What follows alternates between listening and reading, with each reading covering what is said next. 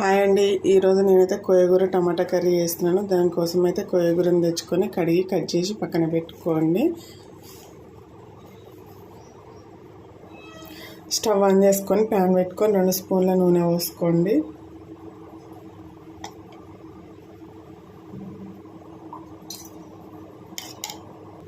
నూనె అయితే హీట్ ఎక్కింది కదా, కొద్దిగా ఆవాలు వేసుకుందాము. అలాగే కొద్దిగా జీలకర్ర వేసుకోండి. ఎండుమిరపకాయ వేసుకోండి. కొద్దిగా మినపప్పు వేసుకోండి, ఫ్లేవర్ బాగుంటుందండి కోయగూర టమాటాలో. ఒక ఉల్లిపాయ వేసుకోండి.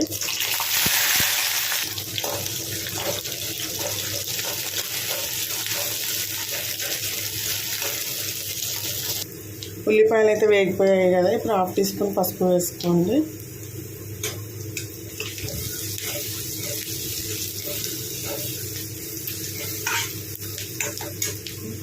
అలాగే కట్ చేసిన 3 టమాటాలు వేసుకోండి.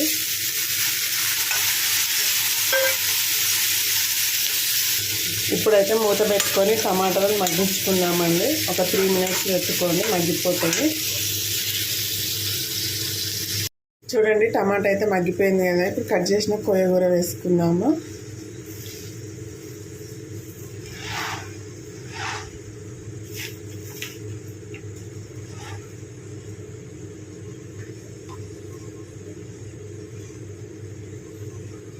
మూత పెట్టుకోండి ఒక 2 నిమిషాలలో ఇది మగ్గిపోతుంది. చూడండి, ఆకుకూర అయితే మగ్గిపోయింది కదా. ఇప్పుడు ఒకసారి కిందిది మీదికి అనుకోండి.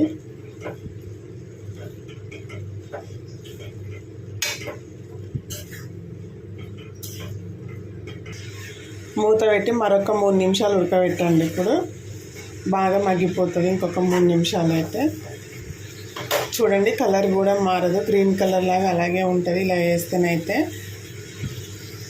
కూర అయితే మగ్గిపోయింది. 1 టీ స్పూన్ కారం వేసుకోండి. కూరకు సరిపడా సాల్ట్ వేసుకోండి.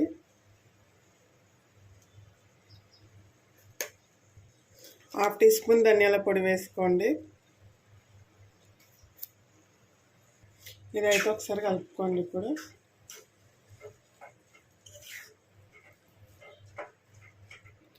5-6 నిమిషాలు మూత పెట్టుకొని మగ్గించుకోండి, సరిపోతుందండి. మీకు వాటర్ కావాలంటే వేసుకోవచ్చు, లేదంటే ఇలాగే ఉంచుకోండి. ఓకే అండి, 5-6 నిమిషాల తర్వాతనైతే కూర అయితే ఇలా అయ్యింది. కూర అయితే రెడీ అయిపోయిందండి. ఓకే అండి, వీడియో కనుక నచ్చినట్టయితే ఒక లైక్ చేయండి, షేర్ చేయండి. అలాగే మన ఛానల్ని సబ్స్క్రైబ్ చేసుకొని సపోర్ట్ చేయండి ఫ్రెండ్స్. ఓకేనా, మరి బాయ్.